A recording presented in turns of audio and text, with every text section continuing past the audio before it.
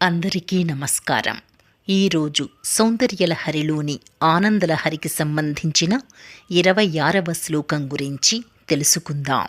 ముందుగా అమ్మను స్తుతిస్తూ ఓ ప్రార్థనా శ్లోకం. ఓం శ్రీమాత్రే నమః.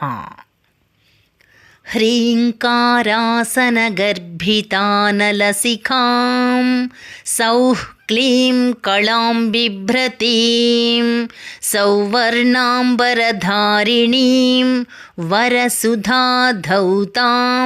త్రినేత్రోజ్వలాం వందే పుస్తకపాశమంకుశధరాం స్రగ్భూషితాముజ్వలాం త్వాం గౌరీం త్రిపురాం పరాత్పరకళాం శ్రీచక్ర సంచారిణీం.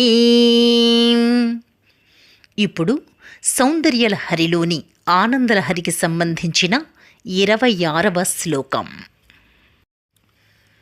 విరించి పంచత్వం వ్రజతి హరిరాప్నోతి విరతిం వినాశం కీనాశో భజతి ధనదో యాతి నిధనం వితంద్రీ మాహేంద్రి వితతిరపి సమ్మీలితదృశా మహాసంహారేస్మిన్ విహరతి సతి త్వత్పతిరసౌ.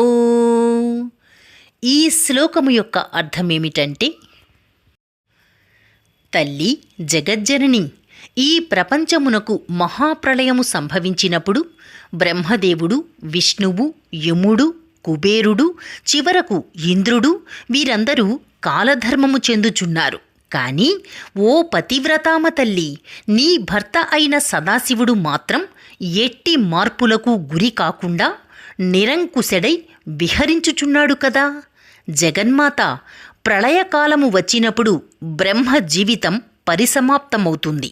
విష్ణువు రూప పరివర్తనుడవుతాడు, యముడు అదృశ్యుడవుతాడు, ఇంద్రుడు, కుబేరుడు మొదలైన వారు పదవీచ్యులవుతారు.